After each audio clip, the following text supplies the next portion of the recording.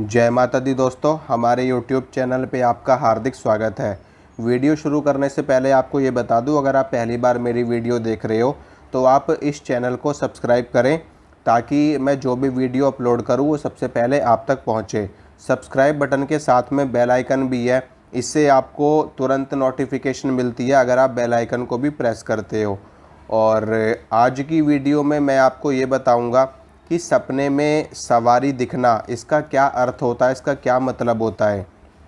होता क्या है कि जब हम किसी देवी या किसी देवता की पूजा करना शुरू करते हैं, जैसे कि आप हनुमान जी की पूजा करनी आपने शुरू करी और आप हनुमान चालीसा का पाठ करते हो या फिर हनुमान जी के किसी भी मंत्र का जाप करते हो और किसी भी विधि से कर रहे हो और आपको उनकी पूजा करते करते काफ़ी समय बीत गया, 6 महीने बीत गए, साल बीत गया, 2 साल बीत गया, 3 साल बीत गया।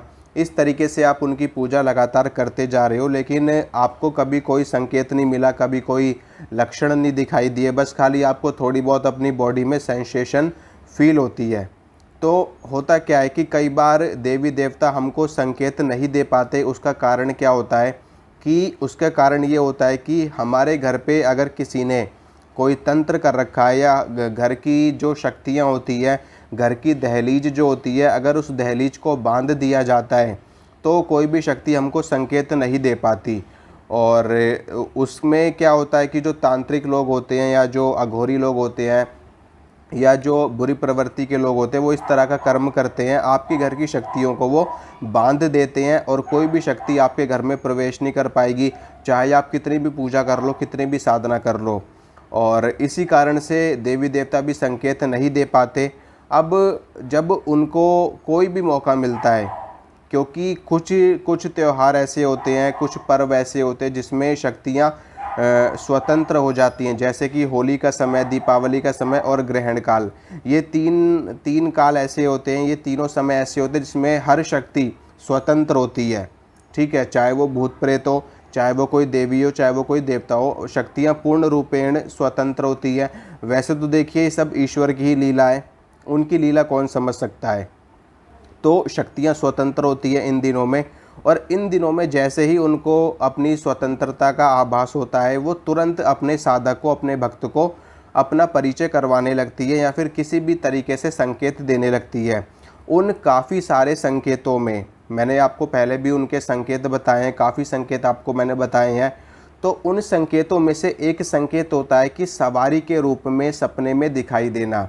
अगर आपको सपने में सवारी के रूप में कोई भी चीज़, मतलब आपको ऐसा दिख रहा है कि सपने में आपके ऊपर सवारी आ रही है या फिर आपके घर के किसी भी व्यक्ति के ऊपर सवारी आ रही है, तो इसका संकेत ये होता है कि आपके ऊपर या आपके परिवार के ऊपर देवी देवताओं की कृपाएँ, ख़ास तौर पे उस शक्ति की कृपाएँ जिनकी आप पूजा कर रहे हो, जिनकी आप साधना कर रहे हो, जिनका आप मंत्र का जाप कर रहे हो।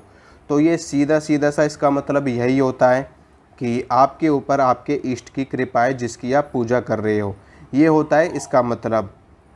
तो इसमें आपको करना क्या होता है, अगर आपको ऐसा दिखाई भी देता है कि आपको सपने में सवारी दिख रही है, तो इसमें आपको सबसे पहले तो उनको धन्यवाद करना, ये बहुत ही शुभ संकेत होता है और आपकी साधना में एक अच्छी स्थिति होने का लक्षण होता है। ठीक है, साधना में एक अच्छी स्थिति होने का लक्षण होता है ये सपने में सवारी का दिखना। और इसमें आपको करना क्या है कि अपने इष्ट देव को धन्यवाद करना है और धन्यवाद करने के बाद उनको प्रसाद ज़रूर चढ़ाना है। जब आप उनको प्रसाद चढ़ा दोगे तो उनको भी प्रसन्नता होगी, उनको भी खुशी मिलेगी कि मेरा भक्त मेरे दिए संकेत को समझ गया है और वो आपसे फिर और भी ज़्यादा कम्युनिकेट करने की कोशिश करेंगे। देखो होता क्या है कि जब कोई व्यक्ति आपके पास बैठा हुआ है और आप किसी काम में बहुत ज़्यादा व्यस्त हो, वो व्यक्ति आपको बार बार पिंच कर रहा है, बार बार आपको टच कर रहा है, बार बार आपको बुला रहा है और आप उसकी बात का कोई रिएक्शन नहीं दे रहे, आप रिएक्ट नहीं कर रहे बिल्कुल भी उसकी बात का या फिर उसके इशारों का या फिर उसकी पिंच करने पे आप उसको कोई रिएक्शन नहीं दे रहे, तो वो व्यक्ति को थोड़ी देर के बाद अपने आप शांत बैठ जाएगा, चुप बैठ जाएगा, बिल्कुल बिल्कुल चुप बैठ जाएगा। फिर वो आपको एक बार भी ना बोलेगा, ना आपसे बात करेगा। ठीक है, आपसे मुंह बना लेगा, आपको ना पिंच करेगा, ना आपको बुलाएगा। लेकिन अगर आप उसकी बातों को रिएक्ट करोगे, उसके अगर वो आपको बुला रहा है, आप उससे बात करोगे, तो वो और भी ज़्यादा आपके साथ घुलेगा मिलेगा, और भी ज़्यादा आपके साथ बात करेगा, और भी ज़्यादा आपको टच करेगा, और भी ज़्यादा आपसे कम्युनिकेट करेगा। तो इसी तरीके से देवी देवता होते हैं, जब वो हमको कोई भी संकेत देते हैं तो उनके उस संकेत के ऊपर तुरंत हमें रिएक्ट करना चाहिए, उनका धन्यवाद करना चाहिए, उनके मंदिर में जा कर के उनको प्रसाद चढ़ाना चाहिए, ताकि वो प्रसन्न हो जाएं और वो और भी ज़्यादा कम्युनिकेट करने की कोशिश करें आपसे।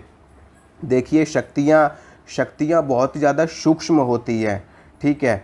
वो एक ऐसा नहीं है कि वो तुरंत आपके सामने किसी भी इंसान का रूप धारण करके प्रत्यक्ष हो जाएंगी।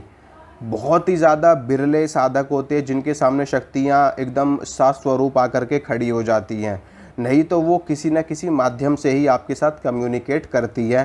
तो इसी तरीके से ये चीज़ होती है, और इसमें जो मैंने इन्फॉर्मेशन दी है, अगर आप उससे संतुष्ट हो तो आप वीडियो को लाइक करिए, शेयर कीजिए। इसी के साथ में मैं आपको ये बताना चाहता हूँ कि एक नया यूट्यूब चैनल बनाया गया है आप लोगों के लिए ही, ताकि आपको तंत्र मंत्र से जुड़ी और भी अच्छी से अच्छी इन्फॉर्मेशन आपको दी जा सके।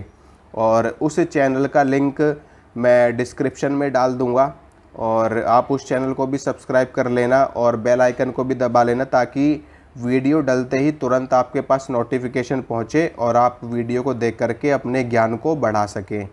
तो मिलता हूँ दोस्तों, अगली वीडियो में मिलूँगा आपसे। जय माता दी। माता रानी आपका मंगल करे, आपका कल्याण करे, आपको और आपके परिवार को धर्म, अर्थ, काम और मोक्ष प्रदान करे। जय माता दी। धन्यवाद।